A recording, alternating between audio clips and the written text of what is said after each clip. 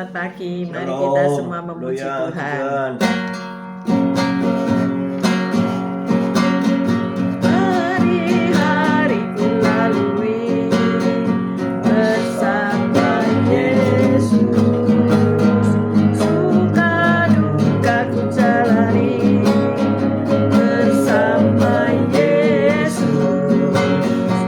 persoalan pencobaan kan ku hadapi bersama Yesus, juru selamatku. Hari-hariku lalui bersama Yesus, suka duka ku jalani bersama Yesus, persoalan pencobaan kan ku hadapi bersama Yesus, juru selamatku. Hari-hariku lalui bersama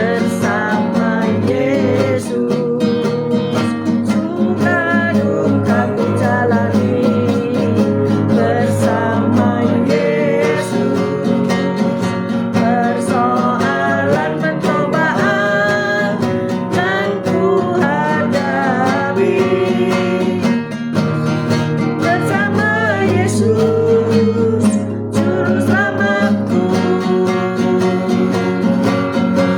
Hari-hariku lalui bersama Yesus, suka duka ku jalani bersama Yesus, persoalan pencobaan kan ku hadapi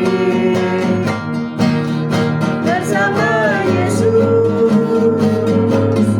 juru selamatku. Bersama Yesus, juru selamatku. Bersama Yesus, juru selamatku.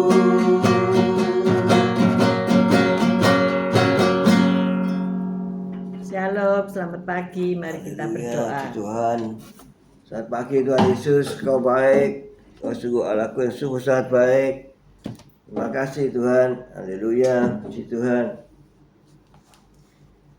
Ya Tuhan, sebentar lagi kami baca firman-Mu, merenungkan firman-Mu. Kau buka hati pikiran kami agar kami dapat menerima firman-Mu Tuhan. Dan Kau berikan pengertian bagi kami agar kami mengerti akan firman-Mu.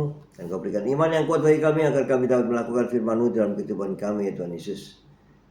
Serahkan kehidupan kami sepanjang hari ini bersama semua rekan-rekan peserta daripada renungan pagi hari ini ke dalam tangan-Mu, di dalam kuat kuasa-Mu, di dalam perlindungan-Mu, di dalam penyertaan-Mu, di dalam kasih-Mu, juga di dalam berkat-Mu ya Tuhan Yesus. Dan Kau tetap berikan kesehatan, kekuatan bagi tubuh kami agar kami dapat melayani Engkau lebih lagi. Dalam nama Yesus kami sudah berdoa dan mengucap syukur. Amin, amin, amin. Haleluya, puji Tuhan. Amin. Haleluya, haleluya.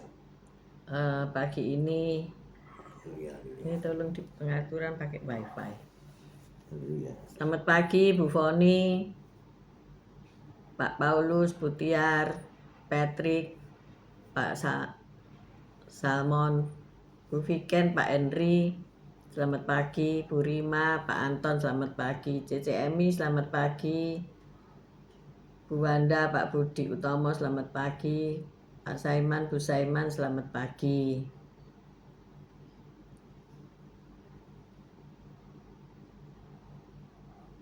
Dan semua yang sudah bergabung, selamat pagi semuanya. Pagi ini saya mengucapkan ikut berduka cita buat Ibu Viken Maria atas kepulangan ayahanda ke pangkuan Bapa di surga. Semua pasti akan baik-baik saja dan semua merelakan dan mengikhlaskan kepergian ayahanda, dan penghiburan dan kekuatan dari Roh Kudus senantiasa diberikan kepada Mama Lise Moy dan juga keluarga besar daripada Bu Viken semuanya. Amin. Iya. Mari kita baca firman Tuhan.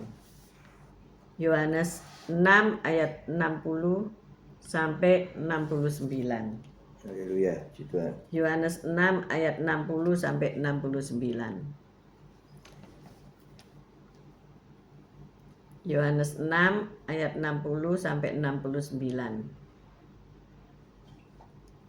Yohanes 6 Ayat 60 sampai 69. Yohanes 6 ayat 60. Perikopnya yaitu murid-murid yang mengundurkan diri dari Galilea. Yohanes 6 ayat 60. Sesudah mendengar semuanya itu, banyak dari murid-murid Yesus yang berkata, perkataan ini keras, siapakah yang sanggup mendengarnya? Yesus yang di dalam hatinya tahu bahwa murid-muridnya bersungut-sungut tentang hal itu, berkata kepada mereka, apakah perkataan itu menggoncangkan imanmu? Dan bagaimanakah jikalau kamu melihat Anak Manusia naik ke tempat di mana ia sebelumnya berada? Rohlah yang memberi hidup, daging sama sekali tidak berguna. Perkataan-perkataan yang kukatakan kepadamu adalah roh yang hidup dan hidup. Tetapi di antaramu ada yang tidak percaya. Sebab Yesus tahu dari semua siapa yang tidak percaya dan siapa yang akan menyerahkan dia. Lalu ia berkata, sebab itu telah kukatakan kepadamu, tidak ada seorang pun dapat datang kepadaku kalau Bapa tidak mengaruniakannya kepadanya. Mulai dari waktu itu banyak muridnya mengundurkan diri dan tidak lagi mengikut dia. Amin. Amin. Lagi-lagi perkataan firman itu berharga ya. Ya. Seorang ayah menggunakan Alkitab kesayangannya selama 30 tahun. Loh, siapa yang punya Alkitab ya, yang seperti ini, bukan di gadget ya. Yang seperti ini dan ini tetap baik atau rusak kalau dipakai selama 30 tahun setiap hari, tidak pernah beli baru dan selalu menambahi komentar atau pengertian di sampingnya ya, ditulisi, dioret-oret gitu ya. Dioret-oret dalam arti positif, bukan dioret-oret seperti anak-anak yang tidak mengerti ya. Bawahnya digarisi gitu lah. Ya pokoknya dikasih tambahan-tambahan note gitu ya. Selamat pagi Yosinta, Moana, Mikel, juga Bu Nurmala ya. Nah di situ anak-anaknya membawa ke penjilitan karena sudah terbelah dua ya. Jadi waktu dibawa ke layanan penjilitan buku untuk diperbaiki, penjilid di sana merasa penasaran apa yang membuat buku itu menjadi istimewa ya. Alkitab bukanlah barang antik yang mahal. Alkitab seseorang ini ya, dan halamannya penuh dengan catatan tangan. Jadi catatan-catatan tangan. Pertanyaan-pertanyaannya tentang Alkitab memberi kesempatan bagi keluarga mereka untuk membagikan Injil dan berdoa bersamanya. Nah, ini penting ya. Yuk, siapa di sini kepala rumah tangga? Pernah enggak baca Alkitab bersama istri dan anak-anak, kemudian mendiskusikannya ya? Mengajar dalam arti ini ya. Kalau seorang ayah melupakan hal pokok dalam kehidupannya, yaitu sebagai imam bagi keluarga untuk mengajarkan firman itu kepada istri dan anak-anak, ini bahaya ya. Saya katakan ini amat sangat dan super bahaya. Anda mungkin tidak sadar, tetapi nanti engkau akan mengalami bahaya yang disebut itu apa ya. Nah, Alkitab itu memang lebih dari sekedar barang peninggalan atau barang dekorasi yang indah ya. Jangan Alkitab itu dipajang di toko, di rumah, bahkan maaf di dapur ada Alkitab ya. Tapi itu jadi jimat ya. Untuk apa ini ditaruh di mana-mana? Untuk apa? Penakut-nakuti setan. Setan tidak takut sama firman. setan itu yang ngerti firman ya. Bahkan dia tahu siapa Yesus ya. Yesus itu anak Allah. Loh, tahu saudara. Mungkin saudara enggak tahu isi Alkitab ya. Nah, ini bahaya ya. Alkitab itu bukan sekedar barang peninggalan atau benda dekorasi. Catat baik-baik ya. Nah, di dalam lembaran-lembarannya terdapat perkataan hidup yang kekal. Nah, siapa yang mau cari hidup, baca Alkitab ya. Melaluinya Allah menyatakan dirinya kepada kita melalui Kristus Yesus Tuhan. Karena Sang Firman itu Yesus Kristus ya. Pasal pertama dari Injil Yohanes kita baca, Yohanes 1 ayat 1, kita ulang-ulang baca ya senantiasa didengung-dengungkan. Yohanes 1 ayat 1 ya. Yohanes 1 ayat 1. Pada mulanya adalah firman, firman itu bersama-sama dengan Allah, dan firman itu adalah Allah. Amin ya. Firman itu adalah Allah. Sang Firman itu adalah Kristus Yesus Tuhan. Amin. Kemudian dikatakan bahwa dia diam di antara kita. Dia berdiam. Sang Firman itu berdiam di antara kita ya. Bagi orang yang belum percaya atau tidak percaya, di loh-loh hatinya itu sudah ditulis kalam Allah ya. Makanya suatu hari nanti kalam itu akan mengingatkan dia ya. Kepada siapa dia harus menyembah, yaitu hanya kepada Kristus Yesus. Karena dikatakan diam di antara kita. Alkitab bukan hanya mencatat tentang kehidupan Kristus, melainkan juga berbagai hal yang Allah lakukan di sepanjang sejarah, mulai dari penciptaan sampai kepada pemulihan ciptaan itu pada akhir zaman. Selamat pagi Bu Lasma, Bu Reni, Pak Fran ya. Selamat pagi. Selama berada di muka bumi, Yesus menyampaikan perkataan-perkataan dari Roh Allah yang memberi hidup ya. Ketika dia memberikan pengajaran yang sulit diterima sehingga orang-orang mengeluh dan banyak yang mengundurkan diri dan tidak lagi mengikut dia. Nah, itu ayat 66 tadi kita baca ya. Karena perkataan Yesus itu keras ya. Perkataannya tidak enak bagi kuping, perkataannya tidak enak bagi telinga, maka orang-orang banyak itu mundur. Maunya orang-orang banyak itu perkataan yang enak ya, perkataan yang membuai. Maka tontonan televisi itu lihatin, YouTube itu lihatin, memberikan apa, tayangan-tayangan yang mengenakkan mata ya, enak, terbuai ya. Akhirnya orang mau jadi YouTuber semua. Nggak gampang ya ternyata ya. Kalau mau dicoba silakan coba, nggak gampang. Lah, di sini dikatakan ayat 66, silakan Pak Gem. Yohanes 6 ayat 66 kita baca. Yohanes 6 ayat 66.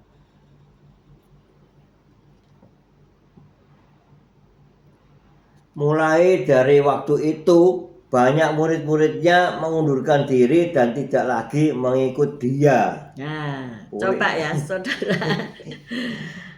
Nggak usah jemaat ya, nggak usah murid ya, keluargamu aja, istri dan anak-anakmu, katakan dengan kata-kata yang keras. Besok pasti berontak semua, bener nggak? Demo.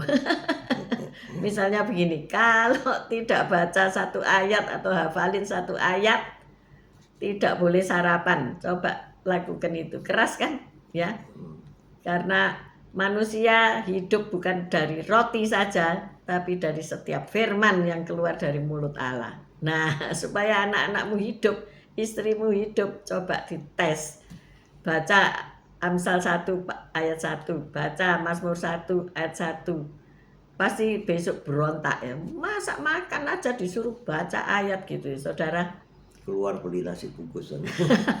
Keluar aplikasi, bikin aplikasi ya, panggil aplikasi ya. Itu kalau Anda tidak mengajar dengan firman. Jadi sedari bayi diajar firman. Ya apa bayi kok diajar firman? Ya apa Pak? Bisa diajak ngomong. Bisa diajak omong-omong. Kamu bacakan ayat setiap hari itu, dengerin ya kamu di dalam perut ibu, di dalam perut mama, rungokno, buka kupingmu, kan sudah denger dia ya. Coba aja tes. Ayo tendang perutnya mama, nanti kan ditendang ya. Saya suka melakukan seperti itu dulu. Ayo kakimu mana, ditendang kan saudara. Berarti ngerti kan? Ngerti saudara. Sudah diajar firman sejak dari bayi ya. Jadi ajar firman ya. Didik dengan firman. Firman itu akan mengingatkan kita akan kelakuan yang salah, meluruskan jalan yang serong ya, seperti itu. Tapi kalau tidak pernah dididik oleh firman, akhirnya belehar saudara ya. Nanti saudara akan nangis darah di usia tua ketika engkau sudah tidak berdaya. Engkau akan nangis ya. Sudah tidak berdaya, nangis pisan cek soroe gitu hidup ya. Jadi harus dididik sama firman. Nah, ketika Yesus memberikan pengajaran yang sulit diterima sehingga orang-orang mengeluh dan banyak yang mengundurkan diri dan tidak lagi mengikut dia. Nah, itu murid-muridnya memilih untuk tetap bersamanya. Murid-murid itu disciple, didisiplin ya. Ngikut Kristus pagi-pagi, bangun berdoa, ikut ya. Kemudian melayani kemana Yesus pergi, mereka berbondong-bondong ikut melayani ya. Supaya apa? Melihat kehidupan Yesus secara realitas. Bagaimana seharusnya mereka hidup.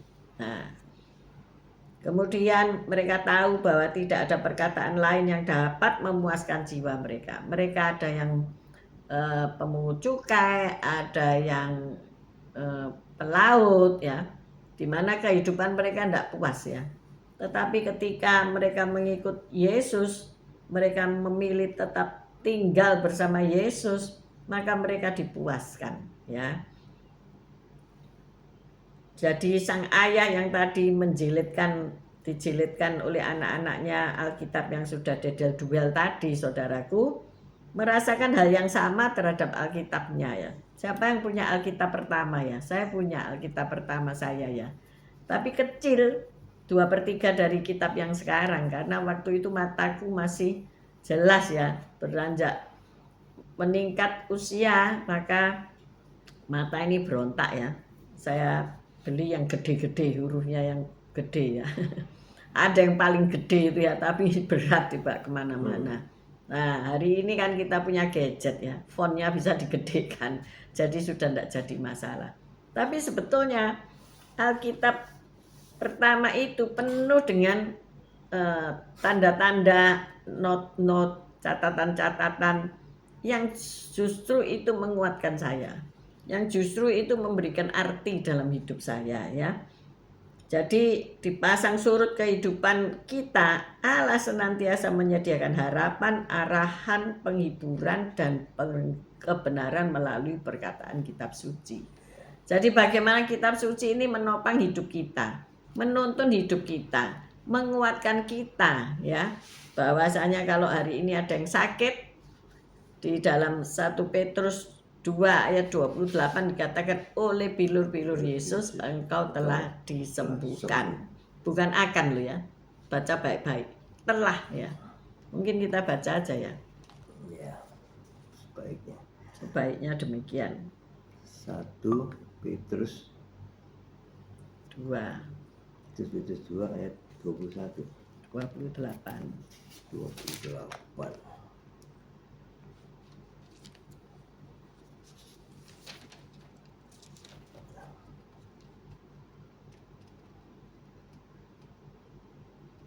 Ia 24 ayat 24. Ia sendiri telah memikul dosa kita di dalam tubuhnya di kayu salib. 1, 2, 3. Supaya kita yang telah mati terhadap dosa hidup untuk kebenaran. Oleh bilur-bilurnya kamu telah sembuh. 1 Petrus 2 ayat 24 saudaraku ya. Jadi oleh bilur-bilurnya kamu telah sembuh ya. Jadi kalau diintimidasi oleh sakit penyakit ya enggak sembuh-sembuh ya, katakan aku itu telah sembuh. Jadi sakit penyakit engkau hengkang dari tubuhku. Amin. Saudara-saudara ya. Dikasih waktu 3 jam lagi kamu hendak pergi. Yesus itu sudah menebus dosaku. Mungkin kamu berdosa ya, makan manis-manis, kehujanan, tidak bawa jas hujan, lupa dan sebagainya ya. Terus katakan pada pilek, pada flu, pada tubuh yang meriang itu, katakan engkau ndak boleh bercokol lagi di dalam tubuhku. Segala kelemahan tubuhku sudah ditanggung oleh Yesus di atas kayu salib, dan oleh bilur-bilurnya aku telah sembuh. Suatu hari saya pernah mendoakan seseorang ya di rumah, dalam doa pribadi, Tuhan tolonglah si A itu, kasihan loh dia harus kemo, dia harus ke rumah sakit, dananya terbatas, bla bla bla bla bla. Tuhan tolong sembuhkan dia. Roh Kudus ngomong, bukankah aku sudah menyembuhkan 2000 tahun yang lalu? Ya iya ya. Kenapa aku harus mendoakan dia minta tolong untuk disembuhkan? Wes, katanya Yesus, sudah. Sudah. Coba Anda ya sebagai orang tua ya, kalau anak Anda itu ngomong, ayo aku ini sudah dibayar uang sekolah apa enggak, padahal saudara sudah transfer setahun gitu ya. Ada enggak yang transfer sekolah 1 tahun? Ada ya? Jarang. Ada. Ada saudara ya, tapi jarang. Ya, mungkin kalau yang sudah transfer 1 tahun itu anaknya nggak tahu ya, nggak ngerti ya. Dia Tuhan dalam hati orang tuanya mungkin ngomong, dek gak ero, aku lho wis transfer, wis lunas. Ma, bayarno uang sekolahku. Besok lagi, ma, bayarno uang sekolahku. Saudara mungkin jawab, sudah. Sudah kok, sudah ti, sudah. Mungkin gitu ya. Ya seperti itu Yesus. Ketika aku ngomong, Tuhan Yesus tembukno po, sakno lho Tuhan Yesus, kata Tuhan Yesus, sudah. Sudah 2000 tahun yang lalu. Waduh, 2000 tahun yang lalu ya sudah dibayarno uang sekolahku. 2000 tahun yang lalu sudah dibayarno kontrakanku. 2000 tahun yang lalu sudah dibayarkan utang-utangku. 2000 tahun yang lalu sudah dibayar segala kebutuhanku. Amin. Kan gitu ya. Jadi ojo doa sing kayak ngono meneh ya. Jadi jangan doa yang kayak gitu lagi. Sebab apa? Oleh bilur-bilurku kamu telah sembuh. Nah, karena enggak baca Alkitab toh. Kadang-kadang ya Tuhan pasti akan menyembuhkanmu. Pasti kok akan. Sudah pasti itu ya setelah ya. Pasti itu suatu kepastian. Maka dari itu hari ini sing sakit, ayo doa sing genah. Yesus, engkau telah menyembuhkan aku. Jadi hari ini tidak ada kanker dalam tubuhku. Engkau pergi nyah dalam nama Tuhan Yesus ya. Apakah ada ketentuan dan syarat yang berlaku? Ayo kita selidiki ayat itu tadi. 1 Petrus 2 ayat 24 ya. 1 Petrus 2 ayat 24. Mana tadi? 1 Petrus 2 ayat 24. Ini kok 2 Petrus toh. 1 Petrus 2 ayat 24.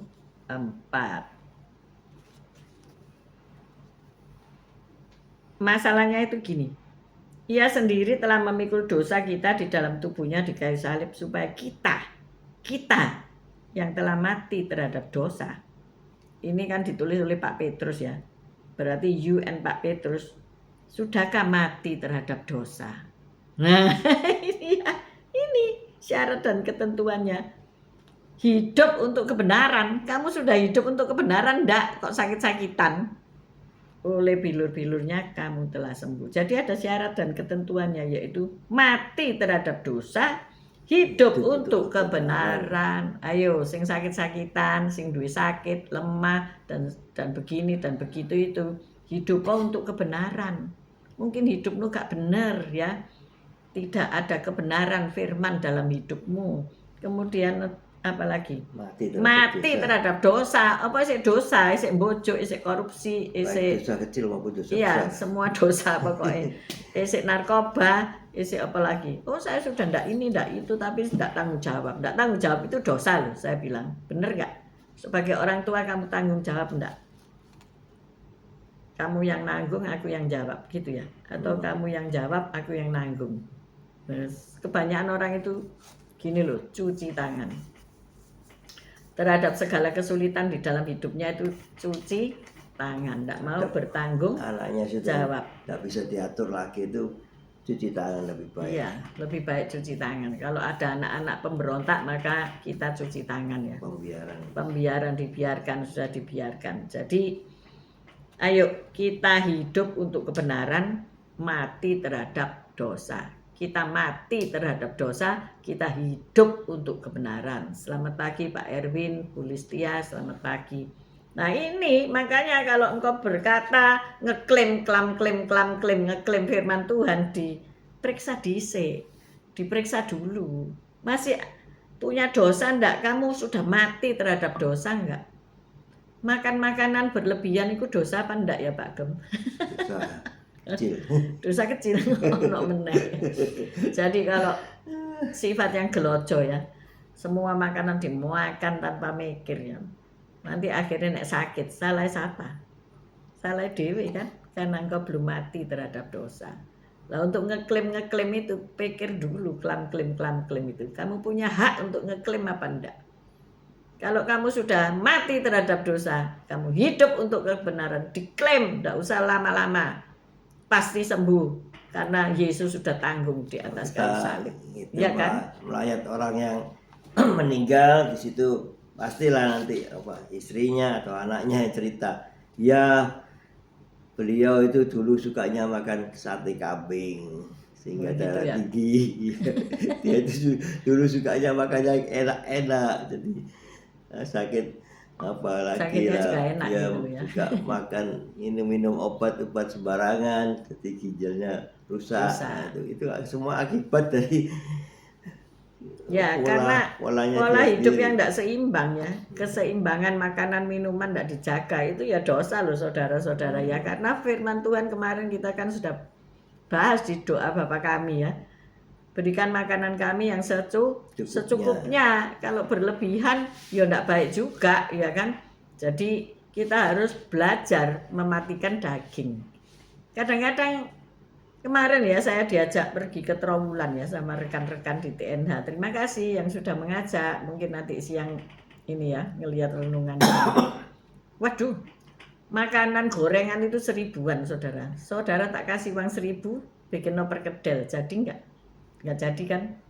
Tapi itu semua 1000-an. Sate apa itu? Sate puyuh isi 5 biji itu 1000. Sate cecek, tahu cecek? Cecek itu apa ya? Kulitnya sapi barangkali ya. Itu 1000. Perkedel 1000. Semua serba 1000. Apalagi ya? Tempe, tahu goreng. Pokoknya semua gorengnya itu only 1000. Hanya 1000 rupiah. Wih, lek kalap mbok ambil kabeh itu saudara ya. Terus botokan, semua dibotok saudara ya. Ada botok namanya botok boros. Saya tanya, apa ini kok botok boros? Berarti orang yang boros-boros makan botok ini aja ya, waras be. Botok boros, apa botok boros? Ternyata itu daun lempuyang. Cabai lempuyang, ada jamu-jamuan Jawa itu ya, cabai lempuyang. Saya sendiri ya enggak tahu daun lempuyang kayak apa. Jadi maksudnya itu daun-daun yang untuk empon-pon itu. Empon-pon itu apa? Rempah-rempah ya, rempah-rempah yang di dalam tanah ya, seperti jahe, kunyit. Nah itu daunnya dibotok. Saya enggak coba ya. Enak apa enggak ngerti, takut. Terus godong simbukan. Tahu enggak simbukan? Nah, enggak tahu kan? Sing tahu itu cuma Bu Sepsi. Biasanya itu open PO botok simbukan. Terus apa lagi? Botok daun beluntas. Nah itu sing punya masalah bau badan, itu makan botok itu tiap hari pasti waras ya. Didetok keringetnya. Kemudian apa? Tahu tempe botok. Wis pokoknya sembarang dibotok, saudara. Botok pencit dan sebagainya. Itu ya, hal-hal yang murah meriah itu. Cuma ya saya enggak tahu bagaimana model minyaknya, aku enggak nginceng dapur ya soalnya ya. Nah itu kalau saya misalnya mau makan semuanya itu pulang kan pasti ngurus ya saudara. Pasti sakit perut. Apalagi kalau sambelannya itu terlalu pedas. Nah salahnya siapa itu? Kita bisa berdosa dengan makanan-makanan yang kita masuk mulut. Tapi yang terpenting yang menarik hati saya apa? Saya harus mematikan daging saya. Apa? Lihat kulkas kaca. Ya, saudara punya kulkas kaca enggak di rumah? Untung enggak punya. Nek punya itu es itu sak gini-gini. Berapa mili itu ya? Sak gini itu berapa mili? 300 mili ya. Bisa ngawe-ngawe. Bisa manggil-manggil gini, dia manggil-manggil saya. Saya tanya loh, Sini, ini es apa merah gitu, yang satunya hijau. Wih, aku wis kudu buka pintu itu ya. Tapi aku bilang, enggak, aku mau hidup sehat. Aku mau menjaga kestabilan gulaku. Kalau aku makan itu, hancur aku ya. Terus teman-teman, itu ta mengajak untuk apa ya, mencoba. Ayo, kamu itu ya, mau itu ya. Bisa tahu loh saudara, mungkin mata saya berbinar-binar ya. Hendak melakukan dosa, dosa makanan. Tapi saya ngomong, enggak, aku harus bisa mematikan hasratku. Aku bilang, enggak, aku sudah menjaga hasil yang sudah baik, aku akan jaga. Loh, ya kan, sudah turun, harus dijaga ya kan, aku akan jaga. Lewat saya cepetan keluar saja. Lah kok teman saya itu ngambil ya toh, keresekan 2 gini. Waduh iki ya toh. Enggak taunya dibuat Pak driver, driver mereka ya, juga driver saya. Ini nanti buat bubur jadi puji Tuhan. Itu cara-cara melewatkan godaan daging. Siapa sini kalau ada handphone, sesuatu yang negatif, tergoda enggak untuk ngeklik? Kebanyakan kan tergoda kan, diklik toh, tek. Akhirnya apa? Gak baca firman, melihat film-film yang selayaknya kita enggak lihat. Nah itulah hal-hal yang menyebabkan kita kalau sakit gak waras-waras. Karena itu tadi, apa tadi? Kamu telah mati enggak terhadap dosa? Kamu telah hidup enggak untuk kebenaran? Ada seorang teman dari Pak Yusak ya. Halo Pak Yusak, good morning Bu Ineke. Sakitnya itu sudah puarararara, enggak ada obatnya. Tapi ketika diajar untuk baca firman mati dosa, baca firman matikan dosa, baca firman matikan dosa, waras saudara, waras sembuh. Sekarang sudah bekerja. Kalau kita nggak sehat, kita nggak bisa kerja saudara. Kalau kita nggak sehat, kita nggak bisa melayani Tuhan saudara ya. Maka dari itu bukan saya mendewa-dewakan kesehatan. Ini loh firman, firman ini loh ayo dihidupi. Ya, kita hidup. Kadang-kadang orang itu bolak-balik dikatakan dosa terus saya dosa. Loh ya apa ya, memang pengajarannya demikian ya. Masa dosa itu terus dikemas dengan sesuatu yang kayak apa sih namanya? Es krim ya. Dosa itu dikemas, dimasukkan es krim. Ya enggak lah. Shanghai yang ada toppingnya. Ya ini mulai mengganggu, mulai mengganggu imannya, mulai bikin confusing, enggak lah.